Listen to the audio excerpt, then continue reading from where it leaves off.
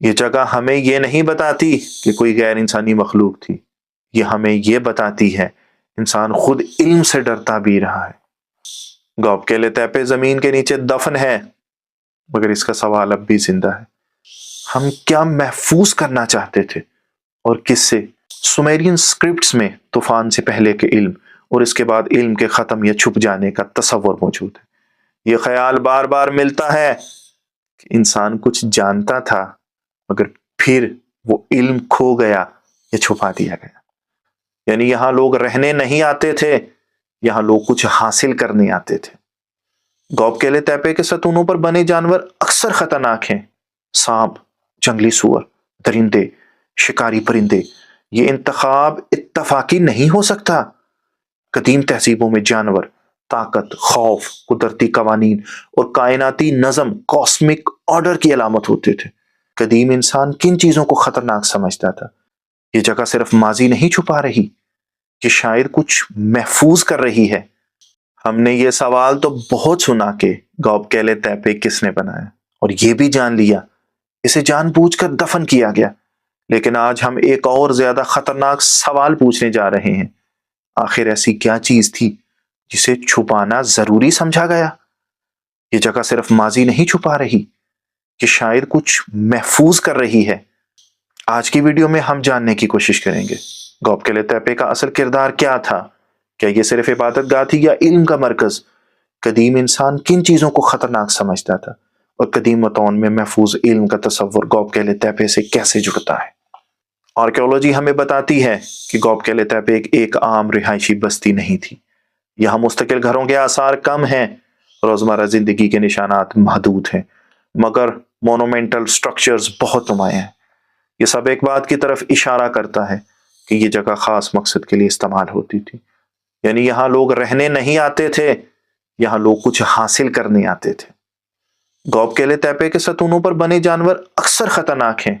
سانپ، جنگلی سور، درندے، شکاری پرندے، یہ انتخاب اتفاقی نہیں ہو سکتا۔ قدیم تہذیبوں میں جانور طاقت، خوف، قدرتی قوانین اور کائناتی نظم کاسمک آرڈر کی علامت ہوتے تھے۔ ممکن ہے گوبکیلے تیپے انسان کو یہ سکھانا چاہتا ہو کہ قدرت کے ساتھ طاقت کا توازن کیسے رکھا جائے۔ تاریخ ہمیں یہ بتاتی ہے کہ ہر دور میں کچھ علم ایسا سمجھا گیا جو ہر انسان کے لیے مناسب نہیں تھا۔ مثال کے طور پہ مذہبی راز، کائنات کی تفہیم، طاقت اور اختیار کا علم۔ گوبکیلے تیپے میں محدود رسائی، مخصوص علامتیں اور بعد میں جان بوجھ کر دفن کرنا، یہ سب اشارہ کرتا ہے کہ یہ علم محفوظ کیا جا رہا تھا، پھیلایا نہیں جا رہا تھا۔ یہ حصہ آرکیولوجیکل ثبوت نہیں۔ اینوچ کی کتاب میں وہ علم جو عام انسانوں کے لیے نہیں کا تصور ملتا ہے۔ یہ علم آسمانی راز، قدرتی قوانین اور طاقت کے اصول پر مشتمل بتایا جاتا ہے۔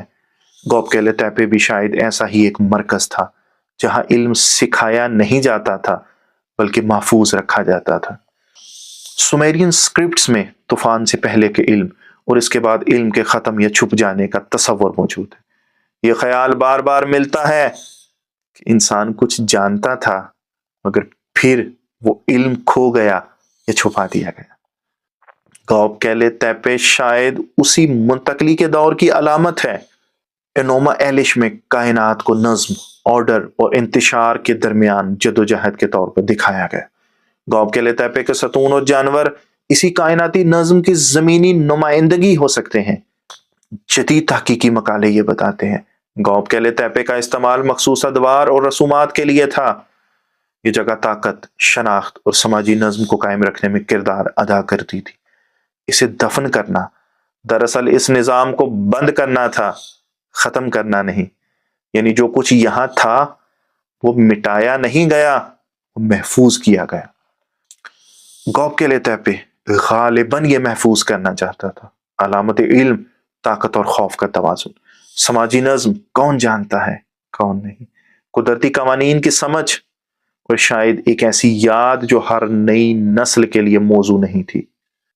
یہ جگہ ہمیں یہ نہیں بتاتی کہ کوئی غیر انسانی مخلوق تھی، یہ ہمیں یہ بتاتی ہے انسان خود علم سے ڈرتا بھی رہا ہے۔ گوبکیلے تیپے زمین کے نیچے دفن ہے، مگر اس کا سوال اب بھی زندہ ہے، ہم کیا محفوظ کرنا چاہتے تھے اور کس سے